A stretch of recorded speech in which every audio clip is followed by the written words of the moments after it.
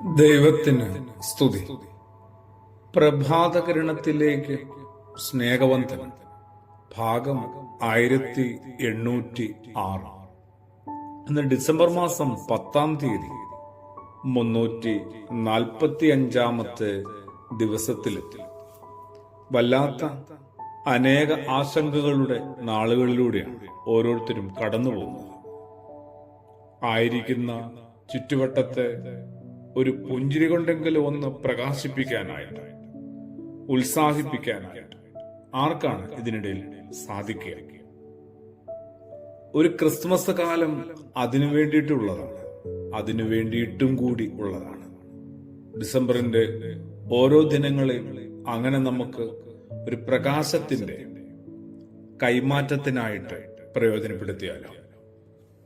പുൽക്കൂട്ടിലേക്ക് ഓരോരുത്തരെയും നയിക്കുന്നത് നക്ഷത്രമാണ്. പുൽക്കൂട്ടില് എത്തുന്നവരെ പതിയെ നക്ഷത്രമായി രൂപാന്തരപ്പെടുത്തുന്നുണ്ട്.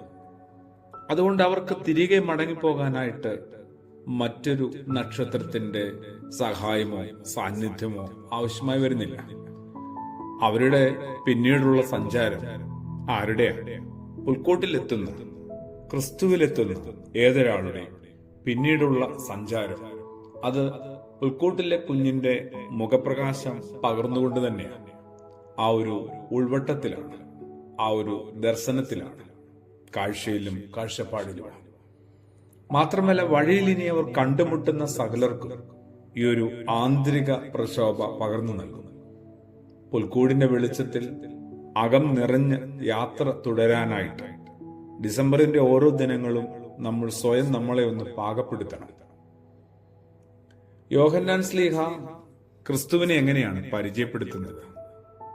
സുവിശേഷത്തിന്റെ 1-ാം അധ്യായം നമ്മളെ അത്ഭുതപ്പെടുത്തുന്നുണ്ട്. എല്ലാ മനുഷ്യരെയും പ്രകാശിപ്പിക്കുന്ന യഥാർത്ഥ വെളിച്ചമെന്നാണ് യേശുവിനെ വിശേഷിപ്പിക്കുന്നതും നമുക്ക് പരിചയപ്പെടുത്തി തരുന്നതും. എല്ലാ മനുഷ്യരെയും പ്രകാശിപ്പിക്കുന്ന യഥാർത്ഥ വെളിച്ചം. പിന്നീട് യേശു തന്നെ സ്വയം തന്നെ പരിചയപ്പെടുത്തേണ്ടി വരുമ്പോൾ, ഞാൻ ലോകത്തിന്റെ പ്രകാശമാണ്, വെളിച്ചമാണെന്ന് സംശയമില്ലാതെ പറയുന്നു. അതും ഈ സുവിശേഷത്തിന്റെ 8-ാം അധ്യായത്തില് നമുക്ക് വായിച്ചു കിട്ടാൻ നമ്മളെ കാത്തുകിടപ്പുണ്ട്. അതുകൊണ്ട് തന്നെ കുറെ കൂടി തെളിച്ചമുള്ള മനുഷ്യരായിട്ട് മാറാനായിട്ട്, അങ്ങനെ വെളിച്ചവും തെളിച്ചവുമുള്ള ഹൃദയവിചാരങ്ങളുള്ള, ദർശനങ്ങളുള്ള, കാഴ്ചപ്പാടുകളുള്ള, നിലപാടുകളുള്ള മനുഷ്യരായിട്ട് മാറാനായിട്ട് നമുക്ക് പ്രാർത്ഥിക്കുകയും പരിശ്രമിക്കുകയും ചെയ്യാം. അത് മാത്രം പോരാ, ചുറ്റുവട്ടത്തുള്ള മനുഷ്യർക്കൊക്കെ അത്തരമൊരു പ്രകാശത്തിന്റെ പ്രത്യാശ പകർന്നു നൽകാനും നമുക്ക് പ്രാർത്ഥനയോടുകൂടി പരിശ്രമിക്കാം. ആമേൻ.